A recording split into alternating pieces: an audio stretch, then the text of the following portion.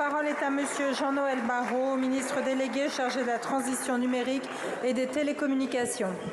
Merci Madame la Présidente, Mesdames et Messieurs les députés. Monsieur le député, vous l'avez dit, la 7e édition de Vivatech avec ses 150 000 visiteurs a été un grand succès et je tiens à remercier toutes celles et ceux qui ont participé à son organisation. Un succès qui nous rappelle que depuis 8 ans et la première édition de Vivatech, sous l'impulsion du président de la République, la France a renoué avec sa nature profonde de grande nation d'innovation et d'entrepreneuriat. La France a créé des dizaines de milliers d'entreprises innovantes qui elles-mêmes ont créé des centaines de milliers d'emplois dans tous les territoires de métropole et d'outre-mer.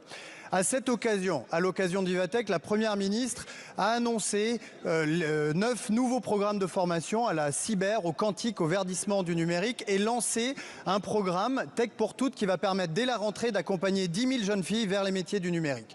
À cette occasion, le président de la République a fait des annonces majeures dont nous allons veiller avec Bruno Le Maire à la mise en œuvre dans les prochains mois. Des annonces majeures sur l'intelligence artificielle et le métavers qui vont s'inviter dans nos vies quotidiennes et que la France doit maîtriser coûte que coûte, des engagements qui vont se concrétiser très prochainement.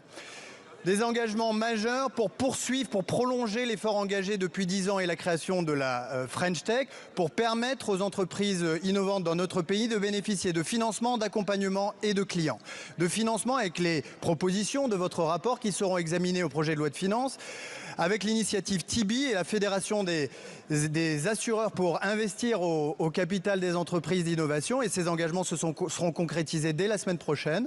L'accompagnement avec le programme que vous avez cité, 125 entreprises issues de tous les territoires de France, aux 2/3 de la recherche publique et à 30% fondées par des femmes. Et puis des clients avec cette initiative qui rassemble des centaines d'entreprises, une cinquantaine d'acteurs institutionnels qui s'engagent pour faire doubler le recours aux solutions de la start-up d'ici 2027. Vous l'aurez compris, monsieur le député, le gouvernement agira résolument pour faire en sorte que la France maîtrise ces technologies d'avenir et qu'elle les mette au service des Français.